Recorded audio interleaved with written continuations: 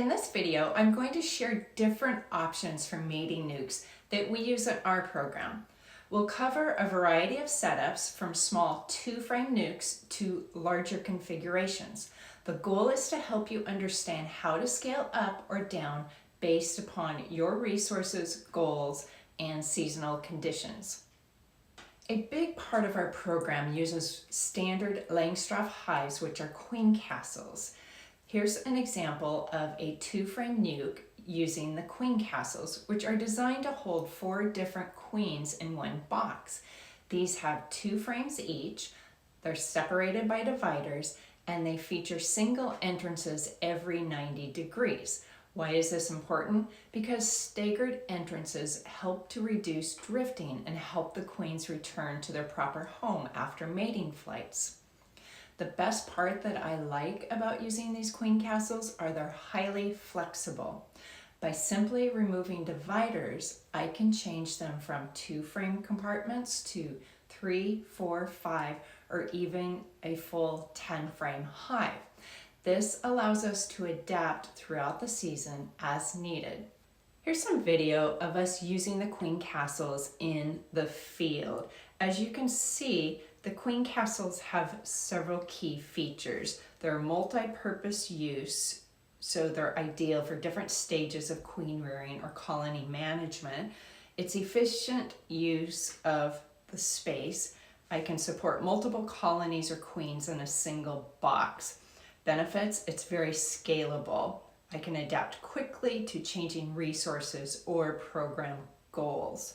It's very versatile throughout the whole entire season. I can use them for mating, splitting, or temporary housing. Another setup we use are insulated 7-frame hives. These are great because we can insert a divider and create 2 3-frame nukes within one box. This setup works well, especially when we need to optimize space while maintaining insulation for temperature control. These also can overwinter quite well. When should you set up your mating nukes? That depends upon your region. I'm in the Pacific Northwest and I like to set up early, around April. Here is a video of us setting up the equipment. I highly recommend placing mating nukes on benches rather than directly on the ground or a few inches up. Why? Because you'll be bending over a lot, and using benches helps save your back. In just a few weeks, every space on these benches will be filled with mating nukes. You can see we're using queen castles. We're also using 3-place nukes. We have some 5-frame nukes and the occasional starter hive.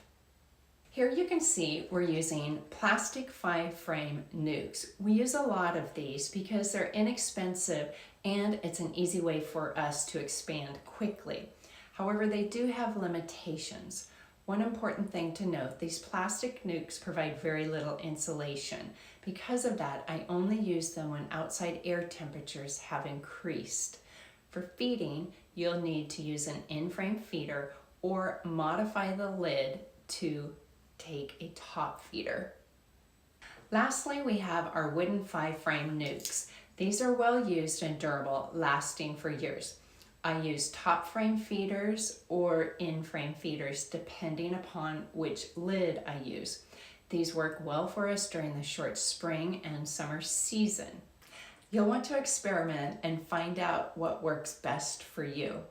The best setup depends on your resources, goals, and values.